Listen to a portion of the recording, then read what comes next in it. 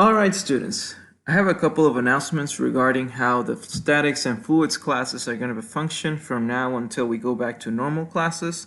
So here's a short video just to explain how we're going to run classes from now on.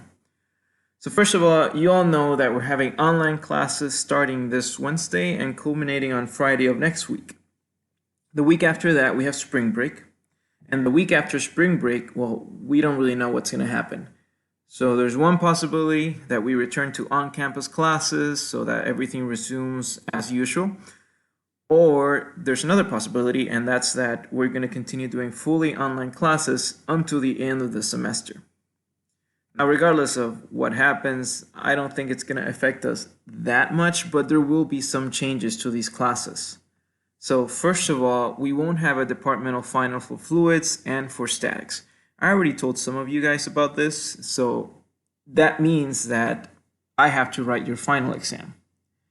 Now for statics, I wasn't going to write the departmental final, so that means that the exam will be completely up to me. But for fluids, since I was in charge of writing the final for the semester, there won't be much change. The advantage of not having a departmental final exam is that I can grade the exam however I want, which means that I can give partial credit if you showed that you know at least how to solve part of the problem. Usually with a departmental final, it's multiple choice, so you get whatever grade you got and that's it. Now, midterm number 3 for statics and the take-home exam for fluids will be delivered online. Originally, midterm number 3 was going to be an on-campus in-person exam, and the take-home exam was something that I would have given to the students in person as a print version. But now that's all different, and it will still be delivered online. For midterm number 3, originally I was planning on doing the exam in groups. However, since we're going to be administering it online, you're going to have to do the exam individually. However, for the take-home exam, since you're going to have about 4 days to complete it, 4 to 5 days to complete it, then you can still work in groups, but remember that you need to make sure that you have a means to communicate with your group members. I recommend that you don't actually meet in person. The final exam may have to be delivered online. So if we don't come back to actual on-campus classes, that means that the final exam will be online. Now, for the final exam, I'm going to have to use the Lockdown browser app, so we're going to give more details about that later, but I don't want to get ahead of myself. So let's just wait until it's closer to the date of the final exam in order to determine how it's going to happen. Now, in order to prepare for the classes from now on, every student needs to have access to a computer and internet connection. I know most of you already own laptops and probably live in places that have internet connections, but if you don't have access for some reason, that's okay. All right, I recommend that you contact the university's IT services so you can arrange to use their university computer. Now, the university knows that not every student has or owns a laptop or lives in a place with internet connection, so they are willing to help students by giving them a computer to use, by giving them access to their computer rooms. So please contact them so you can be prepared for the exams and for this class. Option number 2 would be to just contact a family or a friend that can lend you a computer. But again, that's all up to you. I would obviously recommend that you contact the university IT services as your first choice. And regardless of what you choose to do, please contact me through email and let me know of your situation as soon as possible. All right, the syllabus won't change. The schedule remains the same, which means that we're not going to push back any deadlines and we're not going to push back any topics. So if you can't access internet, if you can't access the course, you're going to have to contact me as soon as possible so that we can make arrangements. Now, the course structure is going to change a little bit now that we're going to do everything online. First off, usually I announce things in class, in person, and sometimes I post announcements on D2L. But now, since we're not meeting in person, all course announcements are going to be posted through email, D2L, and the course website. I'm using all 3 media so that you can have so that you can be aware of anything that's happening in class and so that there can be no excuse to say, oh, I didn't check D2L today, oh, I didn't get this email. So just try to make sure that you check at least one of those 3 media. Now from this point forward, all the grades will be delivered through D2L. I wanted to use the course website to deliver grades, but the university requires me to use a university medium. So I chose to use D2L. It'll be a little bit easier to manage than email. So I would say starting between the middle or the end of this week, you should start seeing your grades on D2L. Now, other than grades and announcements, I'm not really going to use D2L to manage my course. You guys know that I really don't like D2L. It's a bit of a hassle for me. So in order to accommodate ourselves to this online structure, I am updating the course website. So I'm developing a class using Blackboard course sites. That's a free service that we use to develop classes. And from now on, all the course content will be distributed through Blackboard course sites. In order to access this content, you will be required to enroll in my course sites page. And in order to enroll, all you have to do is provide your name, your email, and I think you have to set a password. It's a very simple process. However, I do require you to use your KSU email, just for privacy reasons. All the links and access and instructions to enroll on the course will be found in the course website. And if you guys don't remember, the course website is www.mechanics.ga. So regardless of whether you're in my fluids or statics class, you can find all the information you need on the course website. There are a couple of reasons for me to switch to Blackboard course sites instead of D2L. So the first and most important reason is that Blackboard course sites is a lot easier for me to manage than D2L. D2L, I have several sections and I have to treat each section individually. So through Blackboard course sites, I can administer quizzes and exams a little bit easier. It allows me to make my lecture materials freely available to anyone, because I've been talking to other instructors from other institutions and their students won't have access to their university's materials. So using Blackboard course sites, anyone can access my lecture materials, not just KSU students.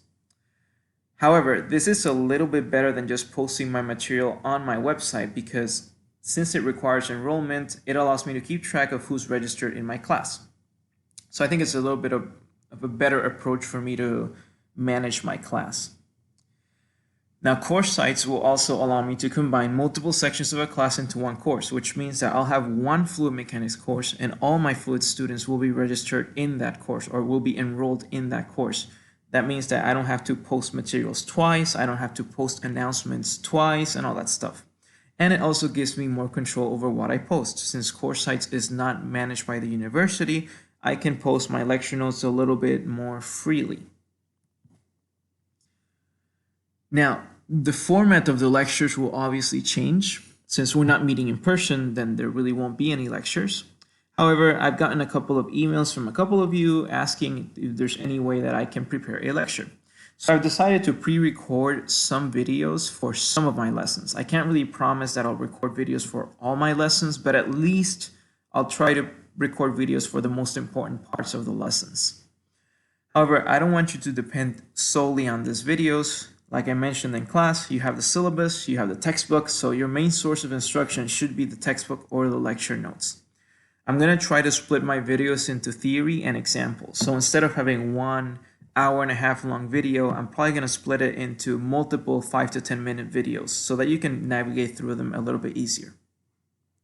Now, I don't want to require you to watch the videos. Anything that I post on the videos will probably already be on the lecture notes except for the examples. However, I encourage you to look at the videos because it will be helpful if you do watch the videos.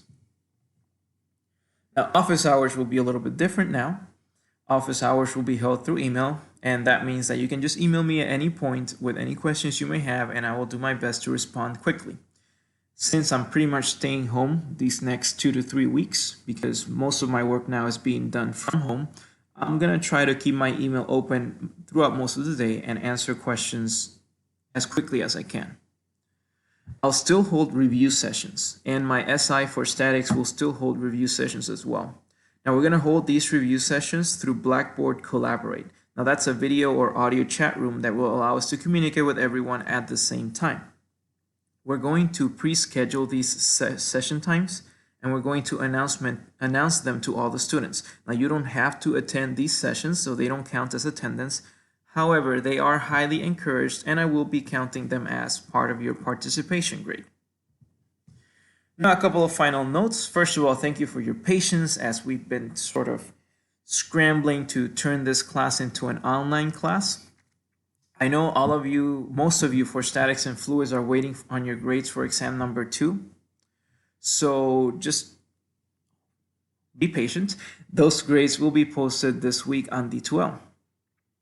And when it comes to other assessments like quizzes and homework, we're going to be posting those grades within the following weeks.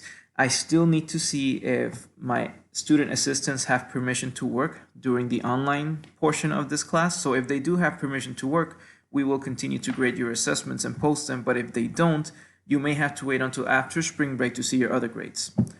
And as always, send me an email if you need any help with the class. So those are the announcements for today. But before I finish this video, I wanted to give you a bit of a tour of what the new course environment will look like. So this is an example of what the class looks like. This is a shell for my fluid mechanics class. Once you are enrolled, this should be the page that you see. You will have an overview, which includes all of the course content. You will have a calendar, which should or include deadlines. You will have a discussion area where you can post questions and just open up a thread to discuss with your classmates. There is a grade book, but I'm not going to be releasing grades through the course site due to FERPA and privacy reasons. And you have a messages area for your course. Again, I try not to use the grade boards and the messages area because we will be using D2L and your KSU email for those things. So once you log into your website, once you enroll into the course website, you will have this view. The course content will be on the right, and you will see the first thing will be a disclaimer, and you will also see an updated syllabus. So I actually updated the syllabus over the weekend to reflect all the changes that we may have online. So notice a couple of changes for fluids. Some of our sections have been modified. We'll be covering a little bit less than we were originally planning. And then I also added some wording for the online portion of this class. All the changes in the syllabus for fluids and for statics are in red. Below the disclaimer and the syllabus, I'll probably post this announcement video, so it's not there right now because I'm recording it. And below that, you will have the course modules. So right now for fluids, I only have one module up, and that's open channel flow. You can click on it to open the materials for this module. The first thing you will see will be the lecture notes. And if I record videos for open channel, you may also see them in here in this area. You can click on the lecture notes to download them as a PDF file. Now, if you do want to look at the videos, I'm going to rely heavily on these lecture notes. So I recommend that you download the lecture notes and that you use them to follow along the videos. After the lecture notes, you'll see the required textbook sessions. Now for statics, I'm only going to have required readings. However, for fluids, I'm also going to have a section with optional readings and advanced readings for students that want to supplement their reading or their instruction with a little bit more material. After the textbook sections, I have a list of practice problems for fluids. Now, a lot of you have already recommended that I select just a number of representative practice problems, so that's what I'm going to be doing from now on for fluids. You know that for fluids, these problems are optional, they're not required, but for statics, these problems are part of the homework. So if you are in your statics class, you will have to complete these problems and send them over through email. From now on, all statics homework should be sent through email, just as a reminder. For fluids, we will have quizzes, as always. Remember that these quizzes count towards 10% of your grade. So, and I don't plan on reducing the number of quizzes. So in order to open a quiz, just click on the title and you'll see some information, especially the due date and the time limit. Now, these quizzes will only allow one attempt, which means that I recommend that you don't start the quiz until you're absolutely sure that you're ready to submit it. The quizzes will have a 30-minute time limit, and they will close after the due date. So if you start the quiz at 11:50, After 9 minutes, the quiz will close. You won't have all your 30 minutes because the due date is already passed. A couple of things for the quizzes in Fluids. You will be able to submit your answer by just typing it in, but you are required to submit your procedure. So you can write it down on a sheet of paper, take a picture of it with your smartphone, and then upload it, attach it to your submission. However, you need to be absolutely sure that you know how to do this, you know how to transfer photos from your phone to your computer before you start the quiz. Because once you start the quiz, the timer will start, and after 30 minutes, it won't allow you to make any changes. So keep that in mind. Make sure you practice that. The first quiz is due this Thursday at midnight, so you have a couple of days to prepare for this. Finally, after all the materials, you will have a discussion area where you can click and you can write any questions or comments about the topic. I'm going to try to divide my discussions per topic. So, for example, in this case, you can write any questions about open channel flow. Okay, so write down your questions and I will be sure to answer them. And for statics, both myself and the SI will answer your questions. So that's about the structure of this course. After we finish open channel flow, I'm going to add a new module for the next topic and for the next topic until the very end. One key thing that I do want everybody to be aware of is that the access to the chat room is going to be here on the Blackboard Collaborate section. In order to join a session, just click on Join Session and select the course room. The course room is essentially like a classroom. Once you are in, if anybody else is in the course room, you will be able to communicate with that person through your microphone or through your webcam. I don't think webcams are necessary. So, I mean, if you don't want to, I would recommend that you shut your webcam off or disable it before joining the course room. However, you will need access to a microphone and you will need some speakers so you can hear me talk. So that's about it.